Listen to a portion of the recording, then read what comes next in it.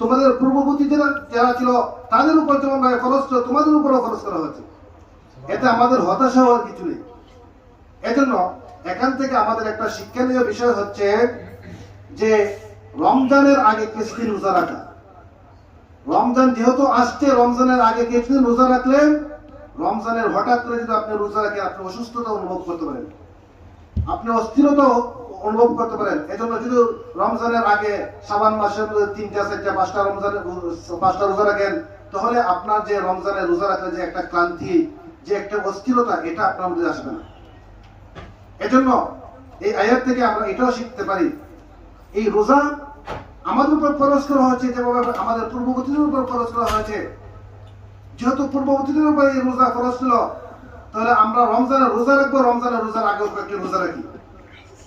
রমজানের আগেও যদি কয়েকটি রোজা রাখি, তাহলে কি হবে? আমাদের জন্য রোজা রাখাটা কি হবে? সহজ হবে।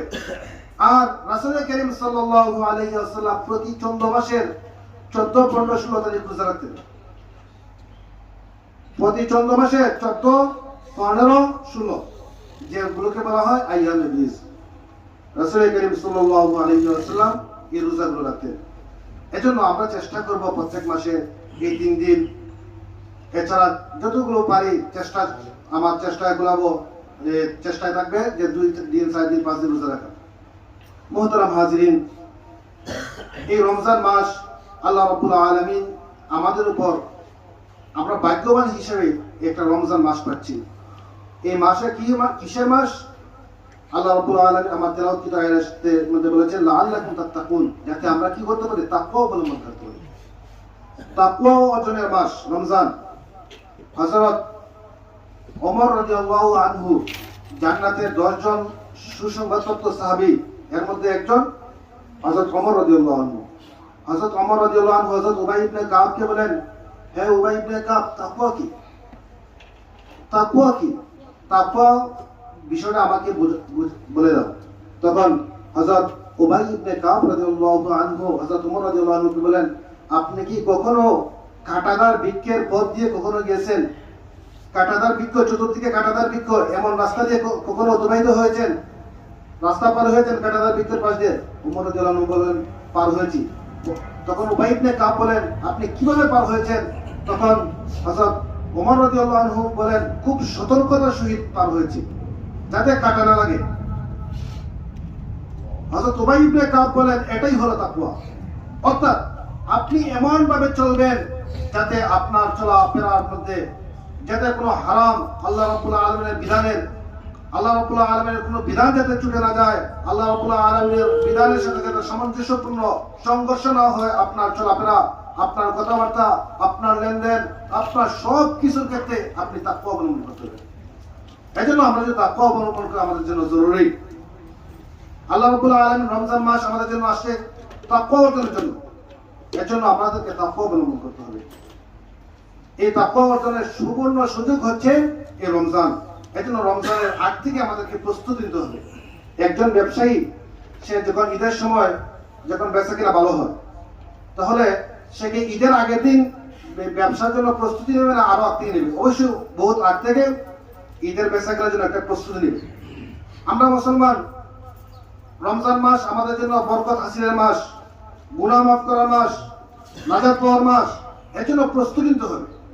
প্রস্তুতি কোন সময় থেকে নিতে হবে? রমজানে আসার পর না রমজান আসার আগে? রমজান আসার আগে আমাদেরকে প্রস্তুতি নিতে হবে রমজানের জন্য, যাতে রমজান মাসের কোনো আমল আমার থেকে ছুটে না যায়। রমজান মাসের আগে আমার ব্যবসা বাণিজ্য, আমার কাজকর্ম সবগুলো গুছিয়ে নিতে হবে, যাতে রমজানে আমি খালিস ভাবে আল্লাহ রাব্বুল আলামিনের ইবাদত করতে পারি। রাসূল কারীম সাল্লাল্লাহু আলাইহি ওয়াসাল্লাম বলেন যে ব্যক্তি রমজান মাসে রোজা পালন করবে, সে জান্নাতের মধ্যে একটা দরজা থাকবে যেটাকে বলে রায়্যান। এই রায়্যান দরজা দিয়ে শুধু রোজা পালনকারীরা প্রবেশ করবে। আর এই দরজা দিয়ে যারা প্রবেশ করবে, কিয়ামতের দিন পর্যন্ত তাদের জীবনে আর কোনোদিন পিপাসা লাগবে না। এজন্য মুহতারাম হাজিরিন, আমাদের কি যতই কষ্ট হোক আমাদেরকে রমজান মাসে রোজা রাখতে হবে।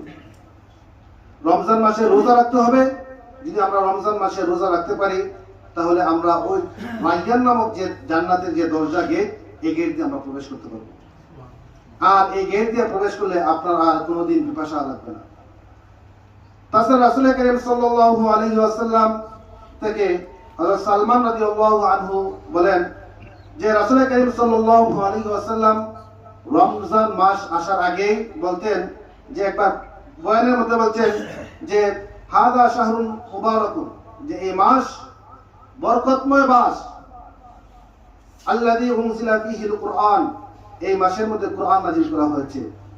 আর এই মাসের মধ্যে একটি দিন রয়েছে যে দিনটা হবে হাজার মাসের চেয়ে উত্তম, অর্থাৎ লাইলাতুল কদর।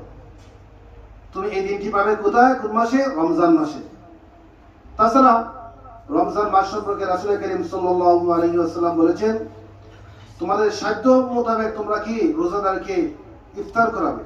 সাহাবায়ে কেরাম বললেন, হে আল্লাহর রাসূল, আমরা যদি আমাদের কারো যদি সাধ্য না থাকে, রাসূল করিম সাল্লাল্লাহু আলাইহি ওয়াসাল্লাম বললেন, তুমি তোমার সাধ্যে যদি এক গ্লাস পানি অথবা দুধ অথবা একটি খেজুর দিতে পারো, তা দিয়েও তুমি একজন রোজাদারকে ইফতার করাবে। এর বিনিময়ে আল্লাহ রাব্বুল আলামিন তোমার জীবনের সমস্ত গুনাহগুলোকে মাফ করে দেবেন। এজন্য আমাদের চেষ্টা থাকবে আমরা রমজানে রোজাদারকে ইফতার করানো। আর কেউ যদি কোনো রোজাদার ব্যক্তিকে ভালোভাবে পান করায়, যাতে তার পানাহার যথেষ্ট পূর্ণ পানাহার করায়, তাহলে রাসূল করিম সাল্লাল্লাহু আলাইহি ওয়াসাল্লাম বলেন, সে কিয়ামতের দিন যখন সূর্য মাথার কাছে চলে আসবে, তখন সে আমার হাউজে কাউসার থেকে পানি পান করবে। আর সেই পানি পান করার কারণে কিয়ামত পর্যন্ত তার পিপাসিত হবে না। এর জন্য মুহতারাম হাজিরিন, আমরা সবাই রমজানের রোজা রাখবো এবং রমজানের যে ফাজাইলগুলো রয়েছে, যে মাসআলাগুলো রয়েছে, এগুলো রমজানের আগেই জেনে নেব এবং রমজান আসলে রমজানটা যাতে আমাদের অলসতা না কাটে। আর দ্বিতীয় কথা হলো